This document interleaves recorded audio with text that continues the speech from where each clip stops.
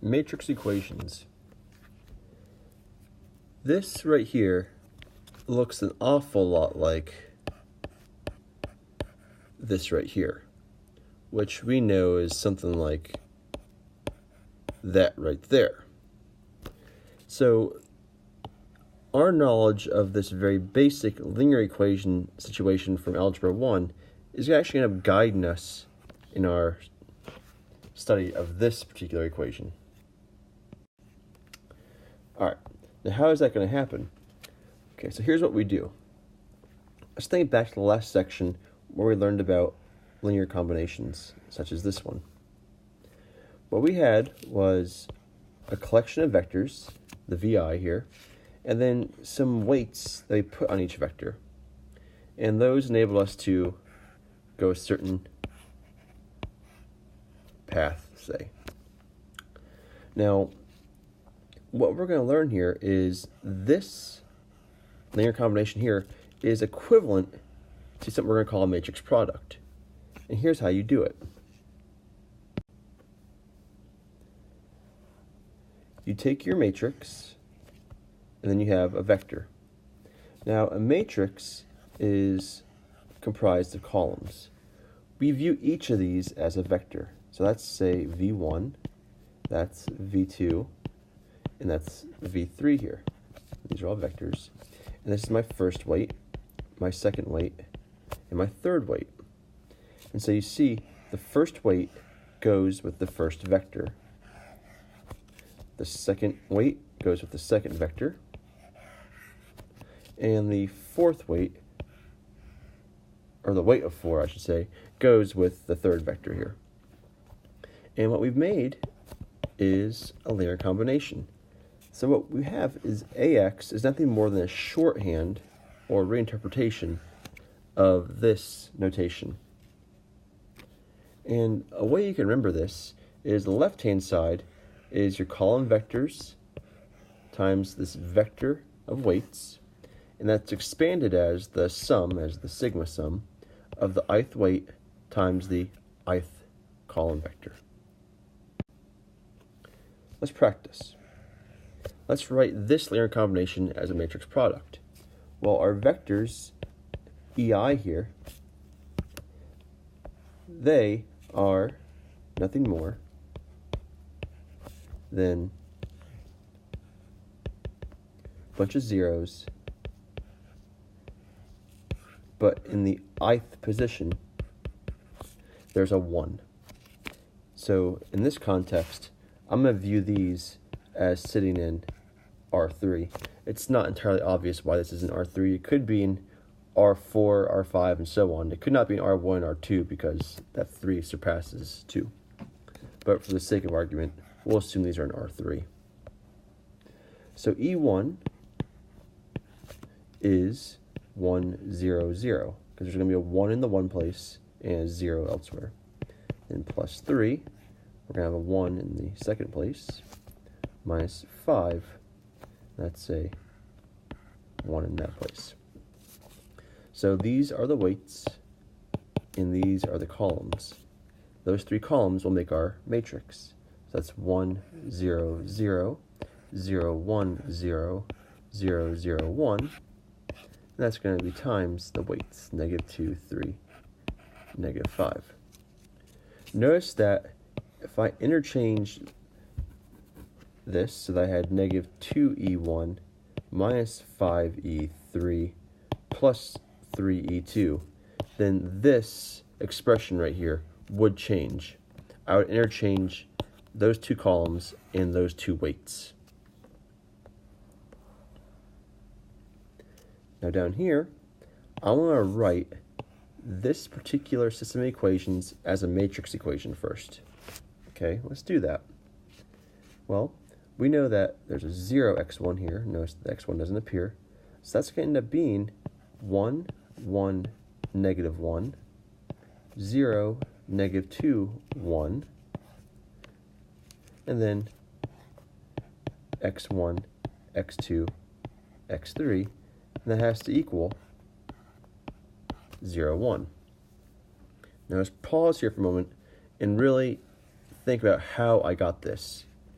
don't look at it as, well, there's a 1 here, 0 here, a 1 here, a -2 here, a -1 here, and a 1 here. While that is correct, and that's how I actually did it, I want you to go through and actually write this out and then translate it into this form to see why this expression came about.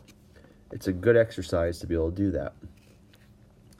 Now, what I want to do is reinterpret the matrix equation as an augmented matrix and then solve that particular augmented matrix. Now, when I say solve, I really mean row reduce. So let's do that. As an augmented matrix, it'll appear as this. Now, in the process of getting this to the RREF, what do we need to do?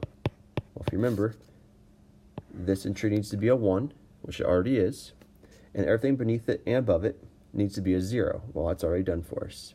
We move on to our next position. That position needs to be a 1. So therefore, we need to hit the second row with a -1/2. Now that we have that completed, we notice that this entry needs to have zeros above and below it. Well, that means that needs to be a 0. Therefore, our next operation is E21 of -1. We now translate this back into a system of equations. So this is x1 minus 1/2 x3 equals 1/2, and x2 minus 1/2 x3 equals -1/2, and then in this case x3 is free. Solving, I get x1 equals 1/2 x3 plus 1/2, x2 equals a 1/2 x3 minus 1/2, and x3 is free. So I've now solved this. Note that since we have a free variable and it's consistent, that we have infinitely many solutions to this particular system. All right. What we've done so far is learn that, let's start with number 3 here, a system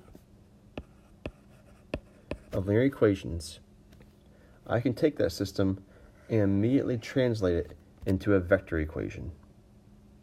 And once I have a vector equation, I can immediately translate that into a matrix equation. So for instance, 2x plus 3y equals 5, and x minus y equals 6. That system, when written as a vector equation, is 2, 1, my vector, times my weight, plus 3, -1, that's my vector, times my weight, equals 5, 6. This linear combination, if I want to write it as AX, is simply all of my vectors consolidated into a matrix times a column vector of my weights. So what I have here is going from my system to my vector equation to my matrix equation. Now, I think we all could see that if I start with a matrix equation, I could go back to a system in any permutation thereof. And if you don't see that, I'd recommend that you see me for some help, and also try practicing some of this on your own. Just make up a system and go between all this, or make up a matrix equation and interchange it all. It's good practice for you. Okay. Now, going back to this paradigm we've established, where we have a system is equivalent to a vector equation is equivalent to a matrix equation, what we're doing is caring about the system. We really and truly care about the systems in our mathematical framework here. But it turns out that a matrix equation is an easier mechanism by which we can study these systems. So this theorem is us taking this and rehashing it in terms of this.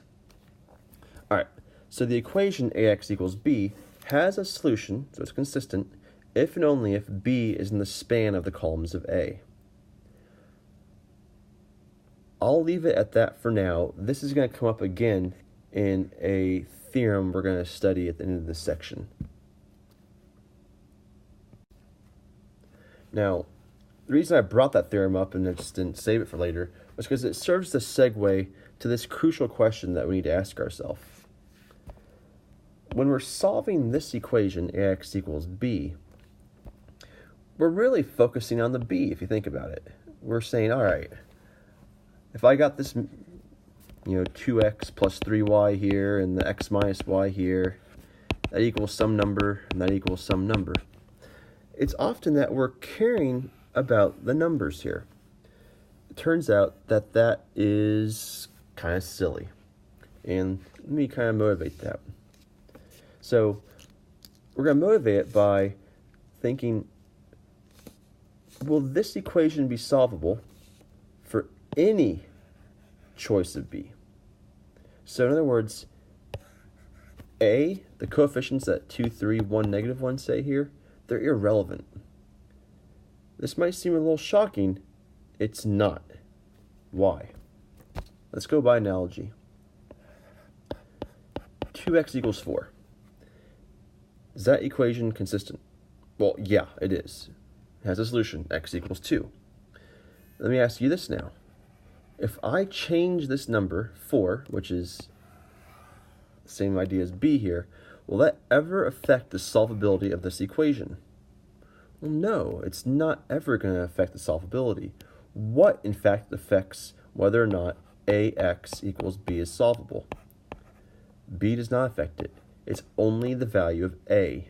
And the only time this equation is not solvable is if a equals 0.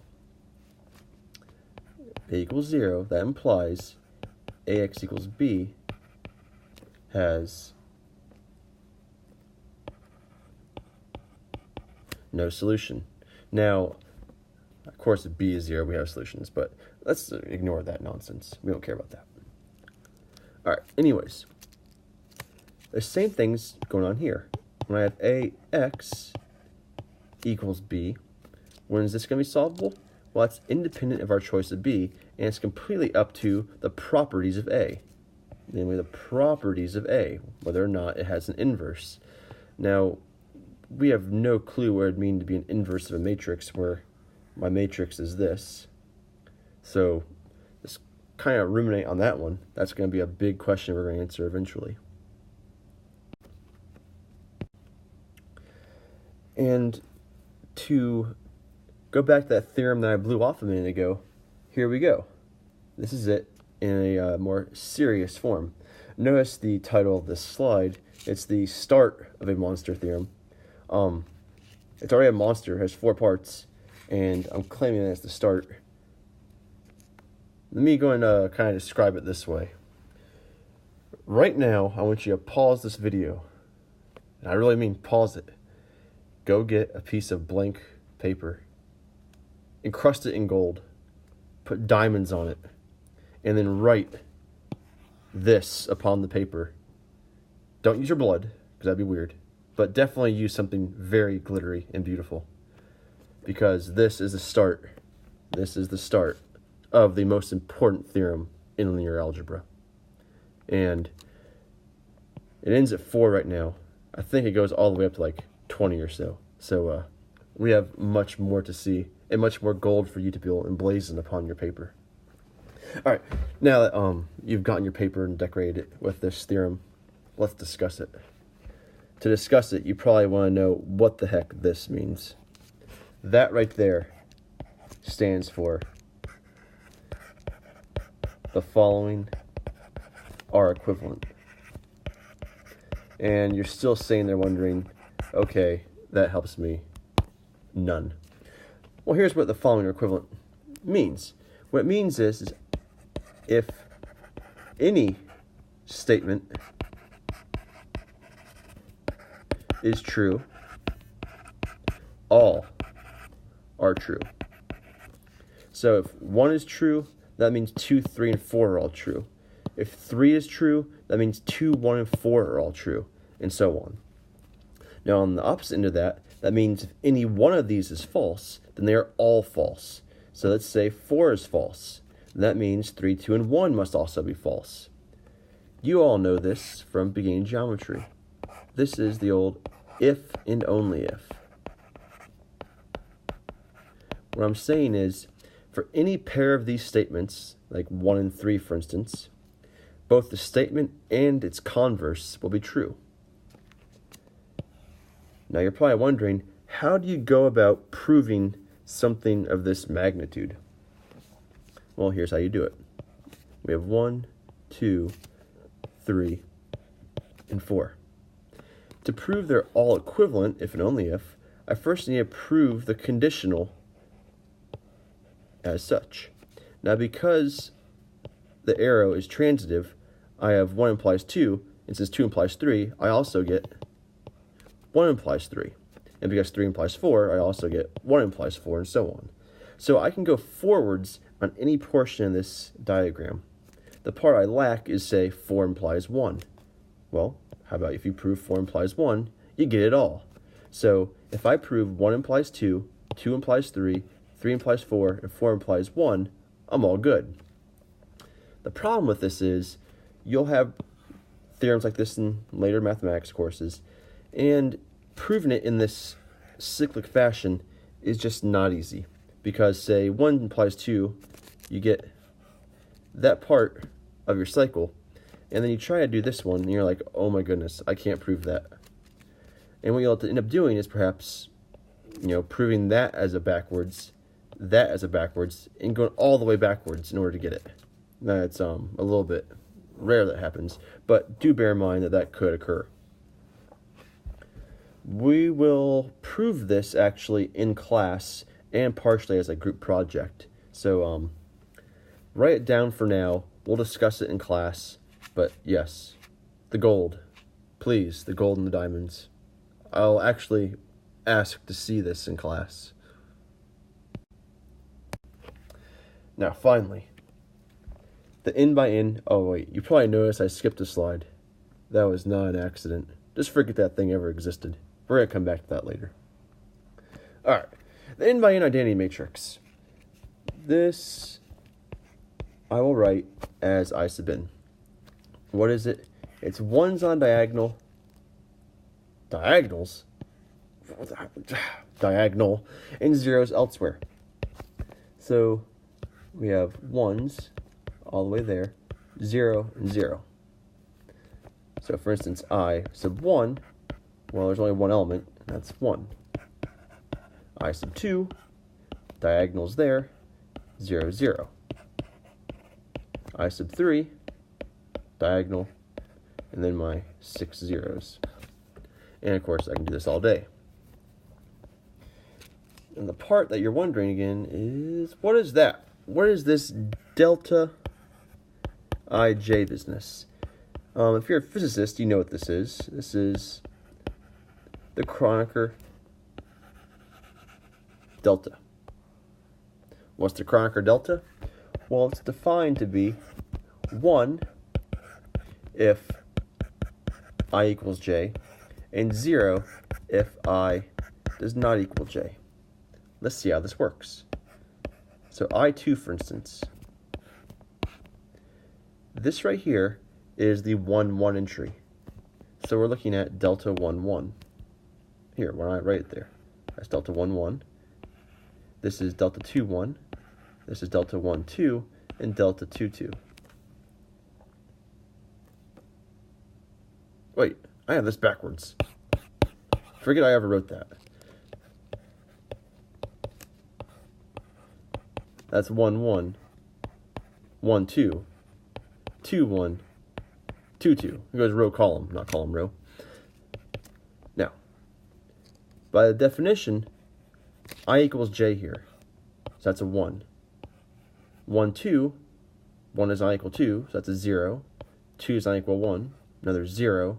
And then 2, 2, that's a 1. And notice that is exactly what I have right there. Why do we care about the identity matrix? Let's see an example. I2 which we know to be 1, 0, 0, 1, let's do I2 times some pair of weights x1 and x2. Well, by the vector equation form, what's this going to equal? Well, this is going to be 1, 0, 0, 1, x1, x2. Translating now, that's 1, 0, x1 plus 0, 1, x2. This is a scalar, so we bring inside scalar multiplication. So that's x1, 0. Same thing here, that's 0, x2. And then I just add these two vectors up. Now I'll get x1, x2. What I've shown here is the identity matrix times those weights gives me back my weights. So in other words, this is working just like 1 times 3 equals what? Well, 3. 1 is the multiplicative identity for this operation. The identity matrix is going to end up being the multiplicative identity for matrix multiplication. It's all tied together. And the identity matrix you're going to learn hides many, many mysteries and secrets within it.